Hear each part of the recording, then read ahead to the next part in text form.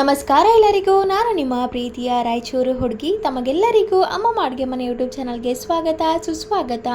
ಇವತ್ತಿನ special recipe ಏನಪ್ಪ ಅಂದರೆ ಸೀಸನಲ್ ಫೇವ್ರೇಟ್ ಆಗಿರುವಂತಹ ಕರ್ಚಿಕಾಯಿ ಫ್ರೈನ ಯಾವ ರೀತಿ ಮಾಡೋದು ಅಂತ ನೋಡ್ಕೊಂಡು ಬರೋಣ. ಮೊದಲಿಗೆ ಈ ರೆಸಿಪಿನ ಮಾಡಲಿಕ್ಕೆ ಕರ್ಚಿಕಾಯಿನ ತಗೊಂಡು ಅದರ ಮೇಲಿರುವಂಥ ತೊಟ್ಟನ್ನೆಲ್ಲ ತೆಗಿಬೇಕು.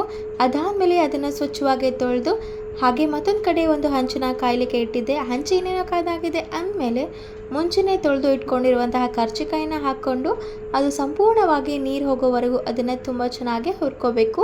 ಹಾಗೆ ಮತ್ತೊಂದು ಕಡೆ ಈ ಕರ್ಚಿಕಾಯಿನ ಒಗ್ಗರಣೆ ಹಾಕಲಿಕ್ಕೆ ಅಂತೇಳಿ ಬೆಳ್ಳುಳ್ಳಿನ ಸಹ ಸುಲ್ಕೊತಾ ಇದ್ದೀವಿ. ಹಾಗೆ ನೋಡಿ, ನೀರೆಲ್ಲ ಸಂಪೂರ್ಣ ಹೋದ್ಮೇಲೆ 1 ಟೇಬಲ್ ಸ್ಪೂನಷ್ಟು ಎಣ್ಣೆನ ಹಾಕ್ಕೊಂಡು ಅದನ್ನು ತುಂಬ ಚೆನ್ನಾಗಿ ಫ್ರೈ ಮಾಡ್ಕೋಬೇಕು. ಬೆಂಡೆಕಾಯಿ ಎಲ್ಲ ಯಾವ ರೀತಿ ಫ್ರೈ ಮಾಡ್ತೀವೋ ಅದೇ ರೀತಿ ಇದನ್ನು ಸಹ ಫ್ರೈ ಮಾಡ್ಕೋಬೇಕು.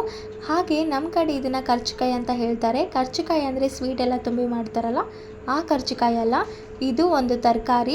ಇದು ತಾನಾಗೆ ಹುಟ್ಟಿ ತಾನಾಗೆ ಬೆಳೆಯುತ್ತೆ. ಇದನ್ನು ಯಾರು ನಾಟಿ ಮಾಡೋದಿಲ್ಲ. ಮಳೆಗಾಲದಲ್ಲಿ ಮಾತ್ರ ಸಿಗೋದಿದ್ದು, ಮತ್ತು ಯಾವತ್ತೂ ಸಿಗೋದಿಲ್ಲ. ನೋಡಿ, ಆಲ್ರೆಡಿ ಕರ್ಚಿಕಾಯಿನೆಲ್ಲ ತುಂಬ ಚೆನ್ನಾಗಿ ಹುರ್ಕೊಂಡು ಆಗಿದೆ. ಇವಾಗ ಮತ್ತೊಂದು ಸ್ವಲ್ಪ ಎಣ್ಣೆನ ಹಾಕ್ತಾ ಇದ್ದೀನಿ.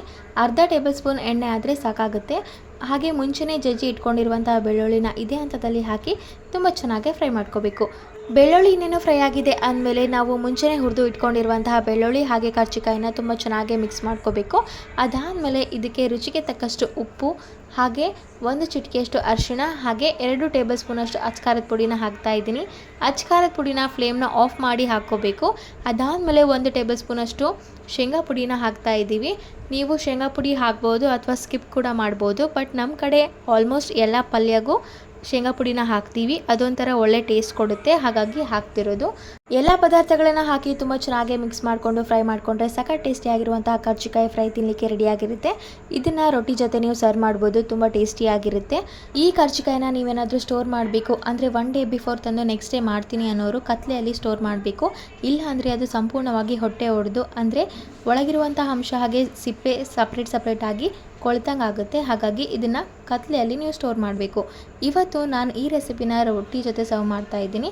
ಸೊ ನೋಡಿದ್ರಲ್ಲ, ಇದಾಗಿತ್ತು ಇವತ್ತಿನ ಹೆಲ್ದಿ ಆ್ಯಂಡ್ ಟೇಸ್ಟಿ ಕರ್ಚಿಕಾಯಿ ಪಲ್ಯ ಅಥವಾ ಕರ್ಚಿಕಾಯಿ ಫ್ರೈ ರೆಸಿಪಿ. ಈ ರೆಸಿಪಿ ನಿಮಗೇನಾದರೂ ಇಷ್ಟ ಆಗಿದ್ದರೆ ಅಮ್ಮಮ್ಮ ಅಡುಗೆ ಮನೆ ಯೂಟ್ಯೂಬ್ ಚಾನಲನ್ನು ಲೈಕ್ ಮಾಡಿ, ಶೇರ್ ಮಾಡಿ, ಕಮೆಂಟ್ ಮಾಡಿ, ಹಾಗೂ ಅಮ್ಮಮ್ಮ ಅಡುಗೆ ಮನೆ ಯೂಟ್ಯೂಬ್ ಚಾನಲನ್ನು ಸಬ್ಸ್ಕ್ರೈಬ್ ಮಾಡಿ. ಧನ್ಯವಾದಗಳು.